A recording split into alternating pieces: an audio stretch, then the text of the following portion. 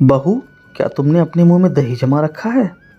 सुबह से महेश 2-3 बार कमरे में जाकर देख चुका था, पर बाबूजी कमरे में नहीं थे। इधर उधर ढूंढा, देखा तो बाबूजी पूजा घर में पूजा कर रहे थे। अब उस समय तो महेश क्या कहता, तो ऑफिस के लिए तैयार होने चला गया। थोड़ी देर बाद बाबूजी पूजा करके उठे तो सबसे पहले महेश को ही आवाज़ दी। महेश, बेटा महेश कहाँ है? हाँ बुलाया आपने? हाँ बुलाया मैंने, लेकिन तू सुबह से मुझे ढूंढ क्यों रहा है? नहीं तो बाबूजी, ऐसी कोई बात नहीं है। नहीं बेटा, बात तो है। सुबह से पूरे घर में फिरकी की तरह तू घूम चुका है। पूजा घर में आकर देखा, उसके बाद तुझको तसल्ली आई। सुबह से तू मुझे ढूंढ रहा है। बोल क्या बात है? वह कुछ बात करनी थी आपसे। हाँ तो करो ना। आप मना तो नहीं करोगे? अब वह तो बात करने से पता चलेगा। मानने वाली बात होगी तो मानूंगा।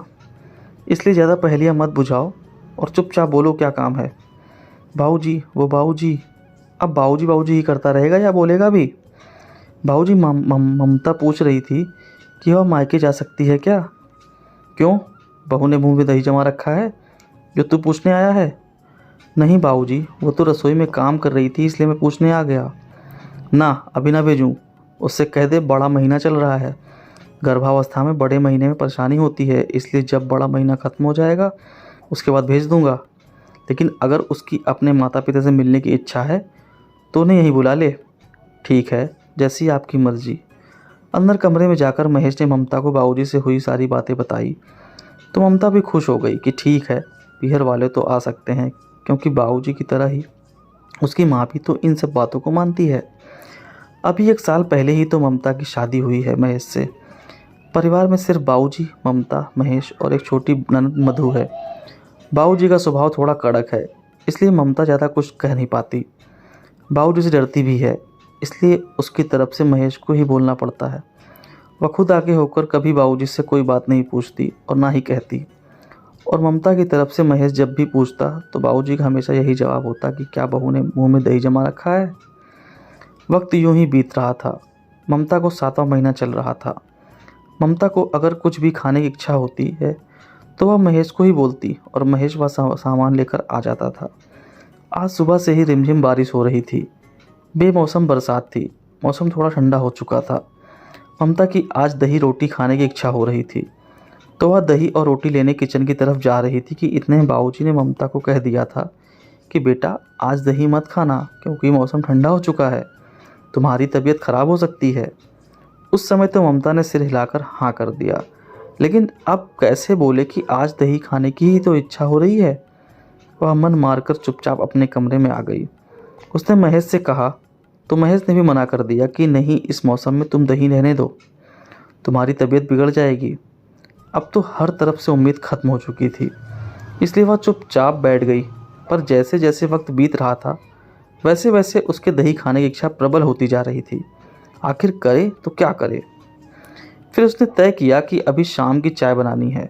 उस समय ये तीनों अपने अपने कमरे में होते हैं। उस समय किचन में दही के साथ रोटी खा लेगी। उसके बाद तो मौका मिल नहीं पाएगा, क्योंकि फिर मधु रसोई में खाना बनाने के लिए आ जाती है। अब बस उसे इंतज़ार था 5 बजने का, क्योंकि सब उसी समय पर चाय पीते थे। जैसे ही शाम के 5 बजे ममता फटाफट उठी चाय बनाने के लिए, लेकिन महेश ने उसे रोक दिया। अरे क्यों परेशान हो रही हो, मैं सबके लिए चाय बना लूँगा। अरे नहीं नहीं, आप परेशान क्यों हो रहे हो, मैं बना दूँगी ना सबके लिए चाय।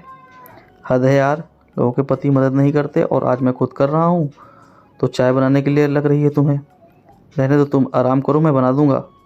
ऐसा कहकर महेश चाय बनाने चला गया और ममता के अरमानों पर यानी पानी फिर गया। पति देव को भी आज ही मदद करने की सूझी। मन ही मन अपने पति पर गुस्सा आ रहा था ममता को, पर दही तो उसे खानी थी किसी भी हालत में। थोड़ी देर बाद में मधु किचन में खाना बनाने जा चुकी थी। ममता भी पहुंच गई मधु की मदद कराने के लिए। भाभी कुछ चाहिए आपको? नहीं नहीं, मैं तो यह सोच रही थी कि मैं तुम्हारी मदद करवा दूं। अरे कुछ नहीं भाभी, 4 लोगों का ही तो खाना बनाना है, वह तो मैं बना लूँगी। आपको कुछ चाहिए तो बोलो। अब कैसे बोले कि दही खाना है? बाबूजी की आज्ञा के ऊपर तो कोई देगा ही नहीं। नहीं नहीं, ऐसी कोई बात नहीं है। भाभी आप जाइए कमरे में, आराम कीजिए, खाना बन जाएगा तो मैं आपको आवाज़ दे दूँगी। ठीक है। ममता मुस्कुराकर चुपचाप कमरे की तरफ रवाना हो गई। रात का खाना पीना होने के बाद सब अपने अपने कमरे में चले गए, पर ममता के दिमाग में अभी भी दही चल रहा था। उसे कैसे भी करके दही खाना था। थोड़ी देर बाद ममता उठी और रसोई की तरफ जाने लगी। महेश ने उसे टोका, कहाँ जा रही हो? पानी का जग लेने? तुम बैठो, मैं ले आता हूँ। सचमुच इतने सांप तो कभी न लौटे दिल में, पर जितने आज लौट रहे थे। हे भगवान, यह पति आज तो पूरा दुश्मन बना बैठा है मेरा। सारी मदद उसको आज ही करनी है, कोई बहाना भी नहीं चलने दे रहा। पर चाहे कुछ भी हो, आज दही खाना है तो खाना है, कैसे भी करके खाना है। मन ही मन बड़बड़ाती अब ममता पूरी शिद्दत के साथ तैयार थी। इतनी तैयार कि कभी परीक्षा के लिए भी तैयार ना हुई होगी। रात को जब सब सो गए तो चुपचाप उठकर ममता रसोई की तरफ चल दी। इतनी सफाई से रसोई की तरफ गई कि जरा सी भी आहट तक नहीं होने दी। रसोई में गई और लाइट जलाकर चुपचाप फ्रिज से दही निकाल लिया। दही निकालकर एक कटोरी में रखा, पर दही को देखते सब्र ही ना हुआ तो चम्मच भर के दही लिया और सीधे मुंह में। पर यह क्या, एक तो ठंडा मौसम और ऊपर से फ्रिज में रखा दही, उसमें भी चम्मच भरकर दही एक साथ मुंह में। इतना ठंडा दही मुंह में जाते ही ममता के पूरे शरीर में सिरहन सी हुई और चम्मच उससे छूट गई। आवाज़ सुनकर बाबूजी किचन की तरफ दौड़े, पर ममता को वहां देखकर बोले, क्या हुआ बहू, तबीयत तो ठीक है? तुम रसोई में इतनी रात को क्या कर रही हो? कुछ चाहिए था क्या? अब ममता से कुछ बोलते ना बना, क्योंकि मुंह में दही था जो निकलने नहीं बन रहा था। घबराहट में ना के लिए भी गर्दन इतनी जोर से हिलाई कि बाबूजी घबरा गए। आवाज़ सुनकर मधु और महेश भी किचन में आ गए। क्या हुआ बाबूजी? बेटा देखो ना, ममता कुछ बोल नहीं रही है, मुंह भी दूसरी तरफ करके खड़ी है। पता नहीं क्या बात हो गई, क्या परेशानी है, पूछो तो सही। जब महेश ममता की तरफ गया तो उसका मुंह देखकर उसकी हंसी छूट गई। अरे क्या हुआ नालायक, हंसे क्यों जा रहा है? कहीं बहू को कोई परेशानी तो नहीं है? पर महेश कुछ बोला नहीं, बस हंसे जाए। तो बाबूजी ने ममता से ही पूछा, क्या हुआ बहू, कुछ बोल क्यों नहीं रही हो? क्या मुंह में दही जमा रखा है? हाँ बाबूजी, आज तो सचमुच ही दही जमा रखा है। जैसे ही महेश ने कहा, मधु की हंसी छूट गई और बाबूजी को सारी बात समझते देर न लगी। अचानक पूरा घर ठहाकों से गूंज पड़ा। ममता की शक्ल देखने लायक थी और बाकी तीनों की हंसी रुक ही नहीं रही थी। आखिरकार बाबूजी खुद को संभालते हुए बोले, बहू अपने ही घर में चोरी? बाबूजी वो आपने मना किया था। आज पहली बार ममता ने बाबूजी से इतने शब्द बोले। मैंने तो सिर्फ इसलिए कहा था कि कहीं तबीयत खराब ना हो जाए। अगर इतनी इच्छा है तो मधु तेरी भाभी को एक कटोरी में थोड़ा दही डालकर दे दे और साथ में एक रोटी भी दे दे, ताकि बहू खा ले। नहीं तो कल को मेरे पोते पोती होंगे, दही चुरा कर खाएंगे। पर उसके बाद काफ़ी देर तक उन लोगों की हंसी ही नहीं रुकी।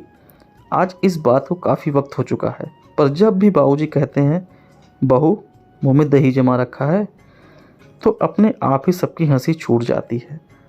दोस्तों उम्मीद करता हूँ यह भावुक कहानी आपको पसंद आई होगी। अगर पसंद वीडियो को लाइक करें, शेयर करें और चैनल पर नए हो तो चैनल सब्सक्राइब करना ना भूलें। धन्यवाद।